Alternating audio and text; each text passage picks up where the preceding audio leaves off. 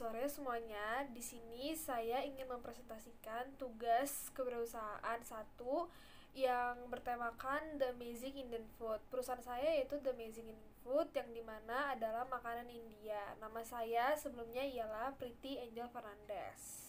Nah, sebelumnya saya ingin memperkenalkan tim saya terlebih dahulu, yaitu yang pertama ada Priti Angel Fernandez, yaitu saya sendiri sebagai owner, kemudian ada Mega Fatmasari Ayu sebagai cook helper, dan juga ada Odeta Yuandi sebagai sauce safe, dan ada juga Audina Julia Andanti sebagai food stylist, dan juga kepada Bapak Ahmad Jamil selaku dosen kewirausahaan satu saya.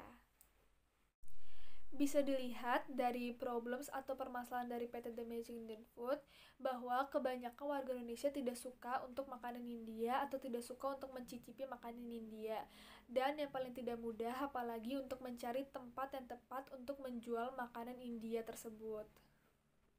Kemudian solusinya saya akan menjual makanan India tersebut yang berada di daerah Green Lake City, yang tepatnya di Food City-nya. Kemudian saya akan menjual di online.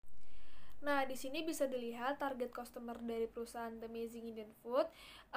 Target customernya lebih menargetkan pada kalangan usia 30-65 tahun, lalu kalangan yang memiliki keturunan India, dan kalangan masyarakat Indonesia yang menyukai makanan pedas. Seperti itu.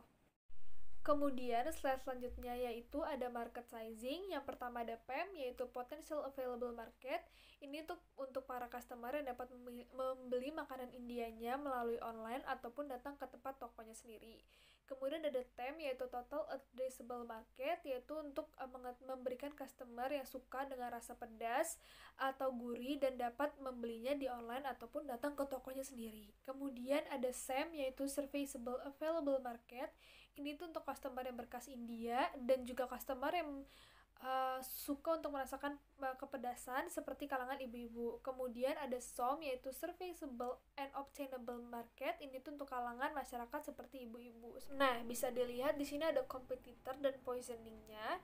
Yang pertama, perusahaan kita tuh memiliki offline sama online-nya. Yang offline itu ada makanan Padang, makanan India juga, lalu ada kue khas kue, ataupun juga makanan Cina. Sedangkan yang online itu dari GrabFood maupun juga Tokopedia, seperti itu.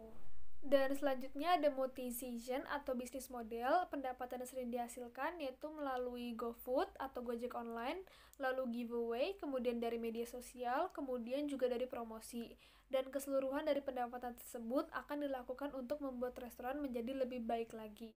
Kemudian ada milestones, bisa dilihat pada awal-awalnya masih melakukan penjualan di rumah owner, kemudian masih memiliki kekurangan customer, kemudian berinisiatif untuk menjual PT The Amazing Indian Food di daerah Green Lake City, kemudian masih mengalami kekurangan customer, akhirnya menjual lagi di toko online, kemudian di awal tahun 2020 akhirnya mendapatkan pelanggan Indonesia atau warga Indonesia yang lumayan banyak. Kemudian pada awal tahun 2020 PT The Amazing Indian Food mengalami atau meraih kesuksesan. Nah, bisa dilihat dari funding needs dan allocation-nya, yang dibutuhkan total funds need-nya itu 123 juta, dan allocation marketing 20 juta, working capital slab 10 juta, the requirement 18 juta, capex 25 juta, dan product development-nya 50 juta.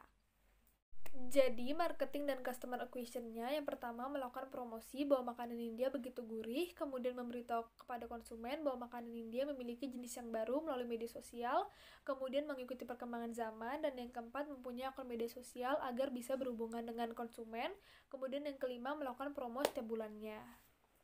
Dan ini adalah kontak details yang bisa dihubungi untuk The Amazing Indian Food. Sekian dan terima kasih atas perhatiannya. Semoga presentasi yang saya bawakan ini bermanfaat untuk kalian semua.